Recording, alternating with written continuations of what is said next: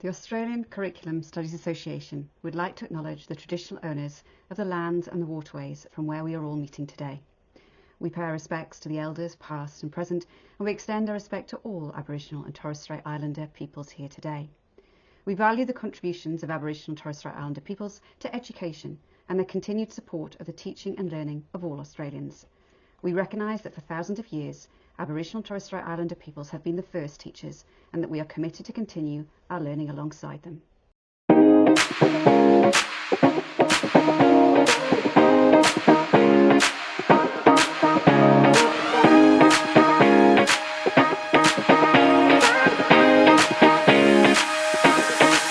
Hello and welcome back everyone to another one of our podcasts in the ACSA Insights series. Now, this is a particular wonderful one because I have real strong feelings for this because I really am passionate about it, and it's part of a series on Oracy. Now, we are delighted to welcome here today Jillian Gilbertson. Welcome, Jillian.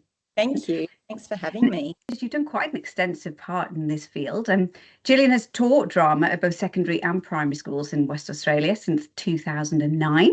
In the last 9 years, she's been employed by the Department of Education, teaching students from pre-primary all the way up to year 6. She developed programs that use drama to promote literacy and oral language skills for all primary age students. She's learned to cater, as we know in teaching, for a wide range of students, especially when it's coming to speaking and listening and performing. She's also supported staff and professional learning programs, and she's passionate about Oracy, what it has to offer students, especially in today's climate. We will look forward to her providing some valuable insights into what a mainstream specialist and assessor's point of view. Jillian, our first question, because there might be a lot of our listeners out there saying, what is Oracy? Is this a newfangled word that we've got to take on board? Could you give us a little bit more of an insight into what it is and Sure. how it might look in schools today? So Oracy is just that process of speaking and listening and the relationship between the speaker and listener. I think that's important to emphasize the speaking, but that two-handed relationship between speaking and listening.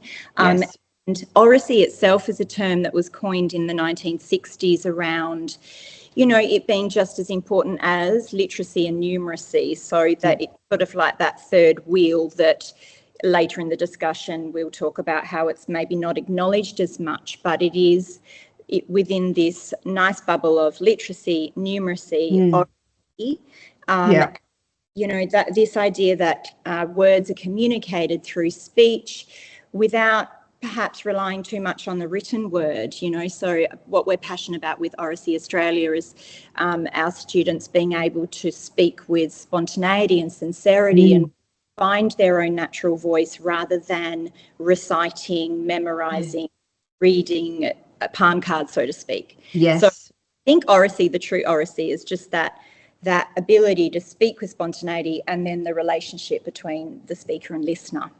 Yes. Yeah. And that's a lovely part. And I think we'll touch back on that again, because it's not just the skills that sometimes we think is Oracy. There's a huge vast, and it's not just about standing on a stage. It's actually a huge amount of skills that we sort of develop as we're in that space. Now, coming from the UK, I sort of went through a different path, but I watched a clip from the BBC, and it was about a child sitting and with her parents and talking about that Oracy was a big part of her classroom environment and kind of the real elements that were being implemented into the curriculum. And obviously the curriculum in Britain is a mandatory, so obviously they're putting a lot of emphasis on Oracy, and I think probably post-COVID we're seeing that there is more of this kind of need for communicative skills. Yes. Are we seeing so much of that push in Australia? At the moment, at present, in Western Australia, within the English curriculum, there's obviously the reading and viewing, then there's the there is speaking and listening, which is formally graded as the WA curriculum.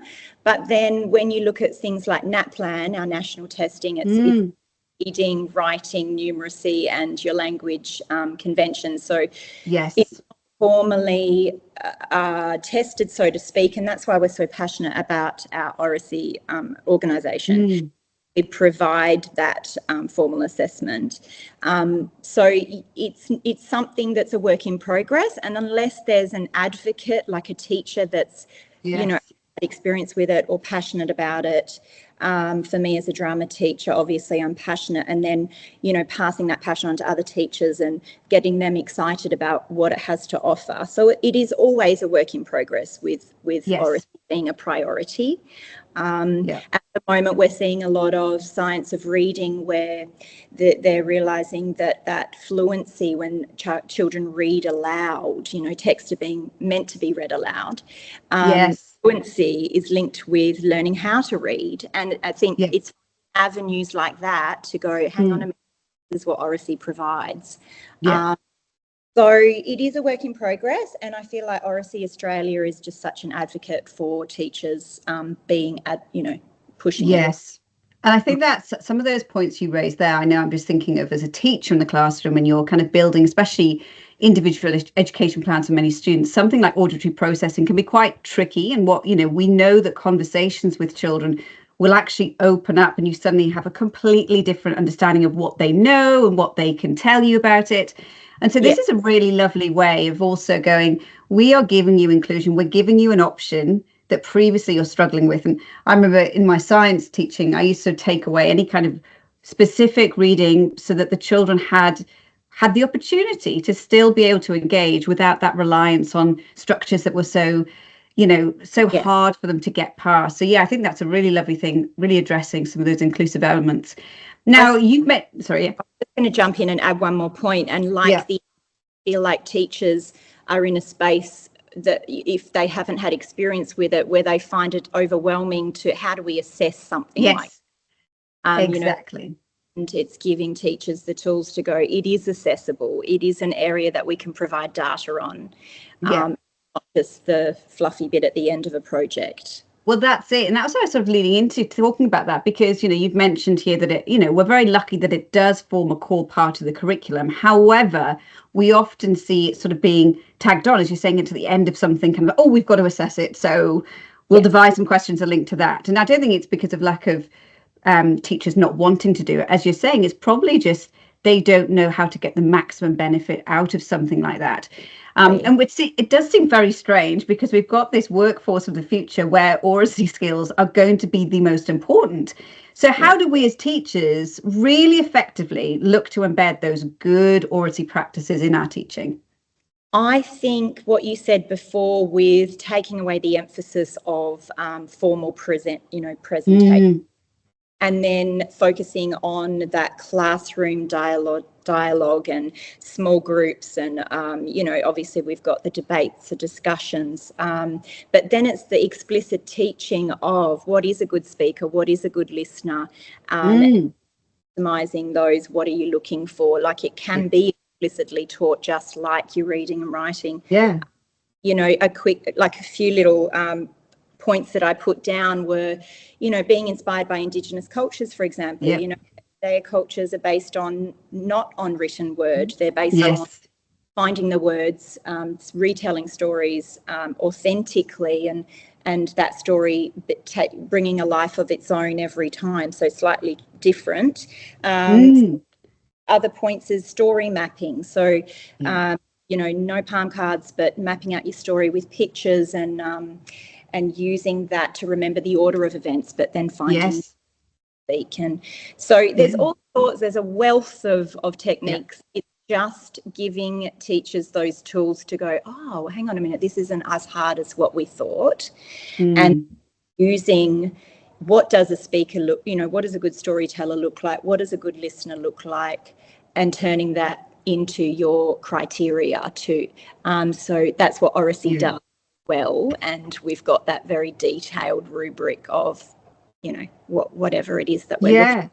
And I think you raising that point, especially in a sort of cross-cultural awareness, is the fact that we can learn a lot from others about how communication is. And so and having that luxury of going, I don't have to pack this learning in, we can actually learn the skills of listening to one another and responding, which we so don't often have. And we know there's lots of pressures with parents who are very busy, and maybe the only time is maybe the conversation in the car, because we've often lost the dinner table sort of environment we used to be in, shift working.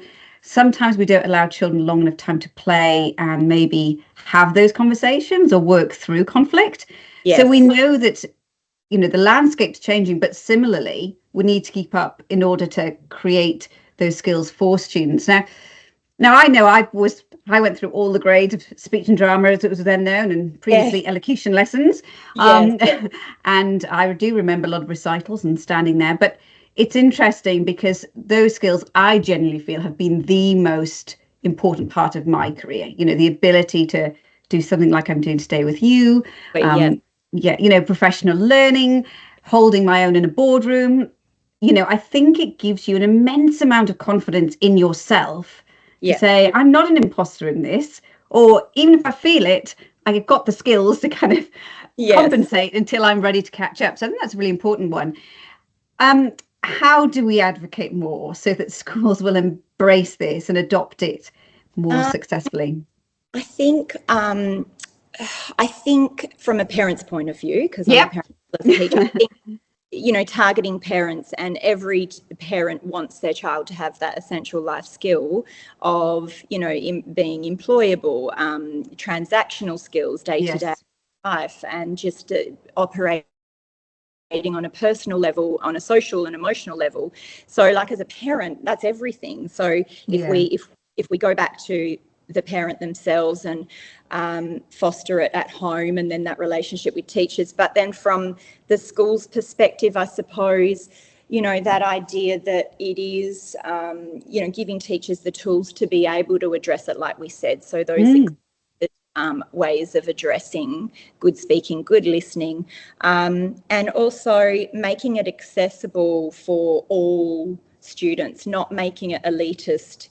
Yes, we've got the speech and drama and all of those wonderful opportunities, but I think Oracy Australia is different to your usual exams. We pride ourselves on it not being an exam. It's a small group setting.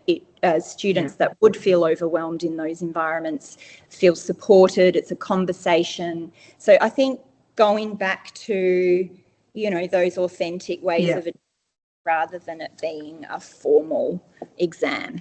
Yeah, and when you were speaking there, I keep thinking back to my own, teaching days when there's so many children who don't have their voice, for various reasons. They're probably going through a lot of speech therapy on the other side or whatever it was, or maybe, neurodivergence plays a part where their ability to be able to communicate effectively is often because of time constraints.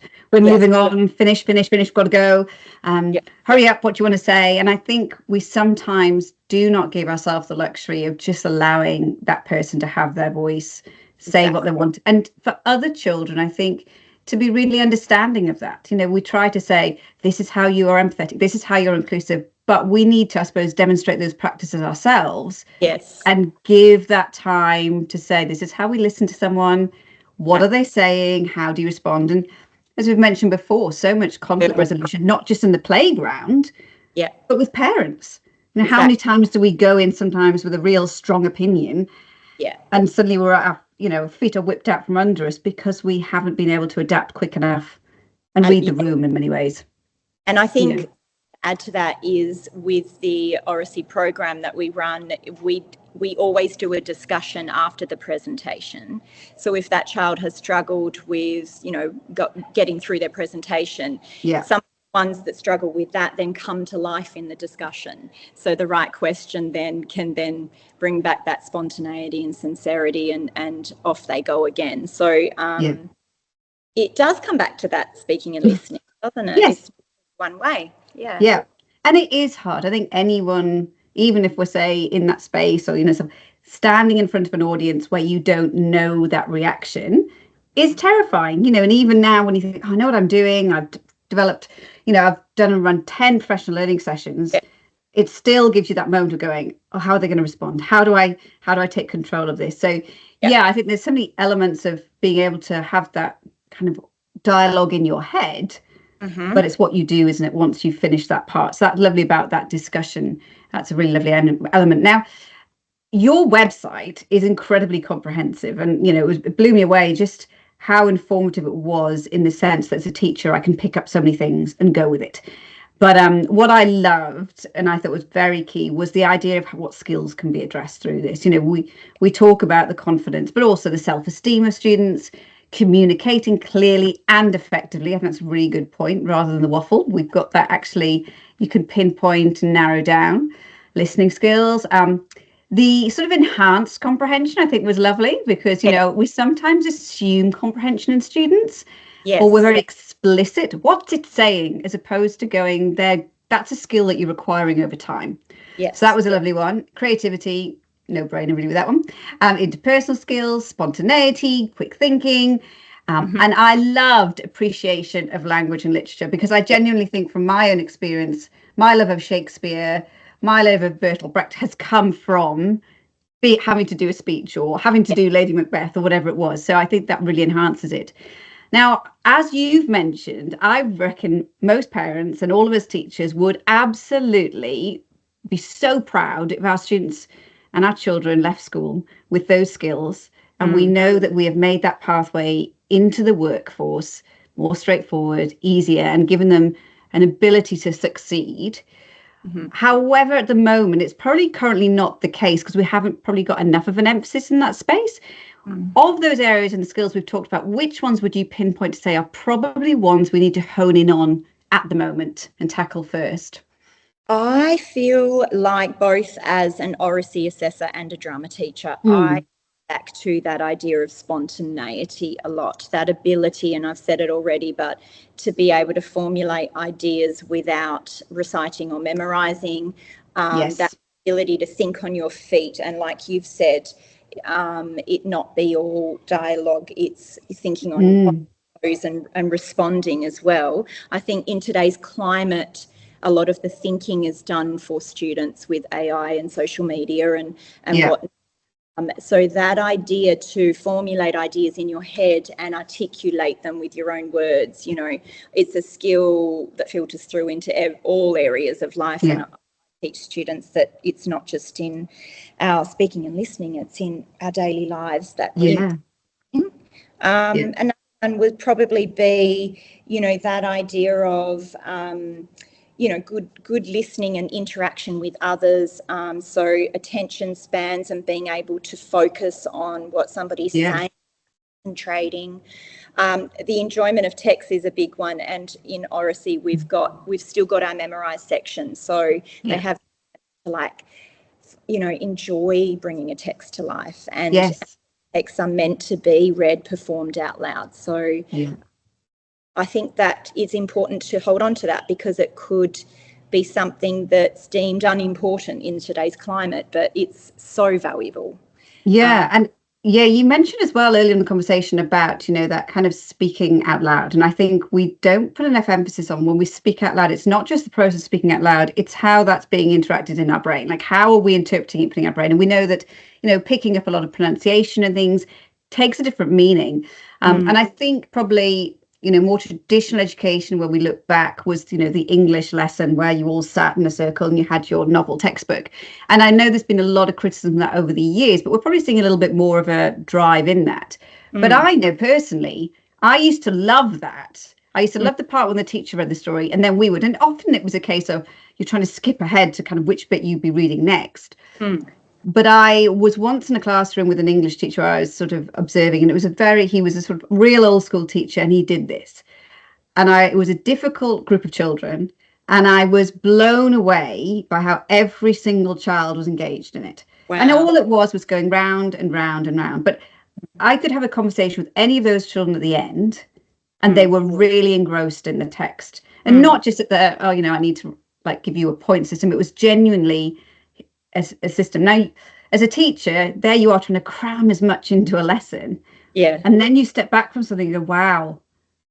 There wasn't a huge amount of preparation, but it was so valuable. So, I think when you say that kind of skill of speaking loud, students that struggle with the comprehension or the reading, perhaps those words need to be brought to life for them to then for them to speak those words aloud with animation and expression, for them to appreciate the meaning of the text. So there's just so much. Many. Hugely. Now, we always get to the final question, and it's always a bit of a tricky one. And I have to say, getting ready for this podcast today was a very emotional journey for me, because I had the most beautiful speech and drama teacher, or elocution teacher, as my grandmother used to call her. And she was in her 70s. She was very well known in where we were. And she was just incredible. Now, she didn't give me an easy ride. My goodness, she worked me so hard. Yeah. But I think I probably remember every session I did with her and how important it was for me and that kind of relationship I had with her. And obviously now I look back and go, God, I'm so lucky to have had her. Yeah. So for you, though, who has been the most important person on your educational journey so far? Oh, I think from my drama background with the speech and drama small group setting, Gina Ritchie at Mercedes College originally. And that was that true speech and drama, and, you know, really appreciating how we bring text to life with all those formalities, and ignited that spark. But then to complement that, Rosalind Jennings was the mainstream drama teacher. So both of them, you know, Rosalind Jennings, she encouraged, you know, original thought, devising drama, being able to think quick on your toes, devise your own monologues, etc. All of those mainstream skills, but then having that contrasted with Gina Ritchie's small group settings. It was just a beautiful marriage, and, you know, a career. I have to say, you probably answered that probably. Oh, so easy, you know, a lot of people find it difficult. But I think when you were talking there, the key there has been the role of drama and conversation in building relationships. And that's a huge part of it, I think. You know, when you resonate because we've had that ability to connect with somebody through a medium such as Oracy. So that's really lucky. Well, thank you. Yes, sorry. Go for it. That beautiful, you know, I think we're at crossroads where we have got that speech and drama, which is quite formal and based around literature and all of those beautiful things we need to hold on to. But then also, okay, looking at Indigenous cultures and being open-minded to seeing oral language and oracy in a different way as well. So, like, going back to Oracy Australia, I think that's why, and we are all doing it because we're passionate. It's fitting for the climate that we're in now. It's not stuck in a formal of exam, so to speak. Yeah. And that appreciation of everyone's Oracy skills and what they bring, isn't it? It's a real lovely thing. Well, thank you, Jillian, for being on our podcast today. We were thrilled to have you, and we think this is going to be really valuable for so many educators out there who are probably looking. And as I have said before, I was blown away by how great your website is. So I would really encourage people to get onto the Oracy Australia website and look at how they can implement some of the skills we've talked about into their teaching today. Thank you for having me. No, it's been an absolute pleasure.